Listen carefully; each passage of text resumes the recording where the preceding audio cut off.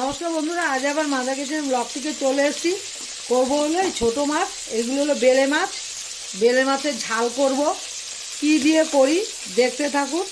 হ্যাঁ, বন্ধুদের আমি যা খাবো সেটাই বন্ধুদের দেখাবো। মাছ ভাজা হয়ে গেছে সব, এই যে সব মাছ ভাজা হয়ে গেছে। এখানে আর 4 পিস আছে, এগুলো ভেজে তুলে নিয়ে কি কি দেব সব দেখাবো।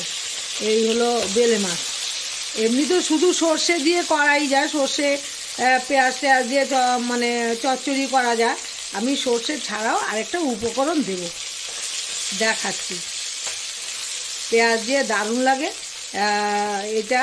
পেঁয়াজও দেব, অন্য আরেকটা জিনিসও দেব।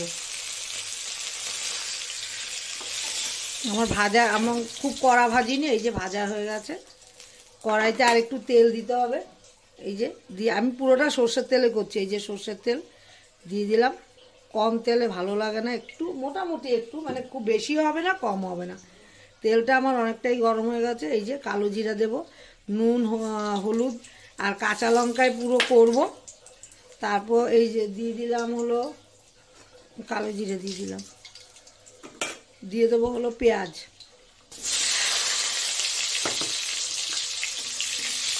পেঁয়াজটা ভাজা হয়ে গেলে আর একটা উপকরণ দেবো। পেঁয়াজটা এই যে অনেকটাই ভাজা হয়ে গেছে, এমন কালো ভাজা না, হালকা ব্রাউন কালার হয়েছে। এবার দিয়ে দেবো হলো এই যে পেঁয়াজ কলি দিয়ে করব।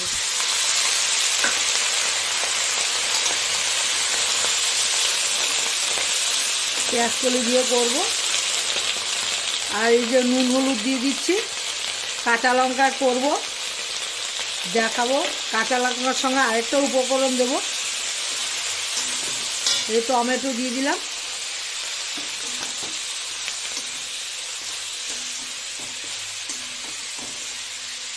তারপর হালকা আঁচ করে ঢেকে দেবো।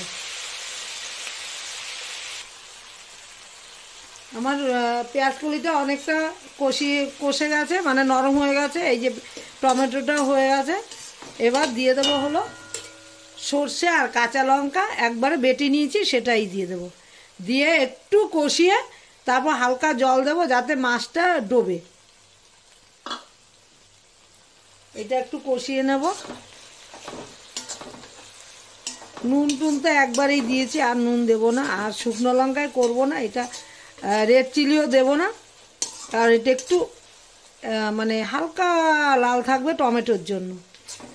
এটা একটু কষিয়ে নিয়ে আবার দেখাচ্ছি। আমার সর্ষেটা কষানো হয়ে গেছে। এই যে মাছটা ডোবার মতো জল দেব, দিয়ে একটু ফুটে উঠলে আমি দিয়ে দেবো হলো মাছটা দিয়ে দেবো।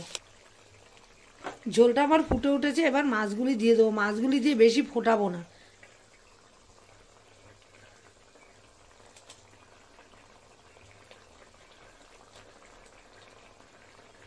মাছগুলি কিন্তু খুব তাজা মাছ ছিল বন্ধুরা।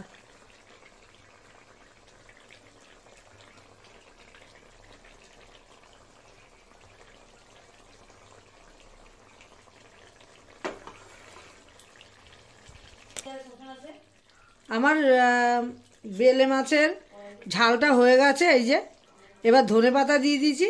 এবার আর এক্ষুনি নামিয়ে দেবো। আমার এই রেসিপিটা ভালো লাগলে আমার মতো একবার করে খেতেই পারেন, দারুণ লাগবে। আর আমার রেসিপিটা ভালো লাগলে লাইক শেয়ার কমেন্ট করবেন, সাবস্ক্রাইব করতে একদমই ভুলবেন না। সবাই ভালো থাকেন, সুস্থ থাকেন। আর আমিও ভালো থাকলে ডেলি কিছু না কিছু রান্না আমি দেবই।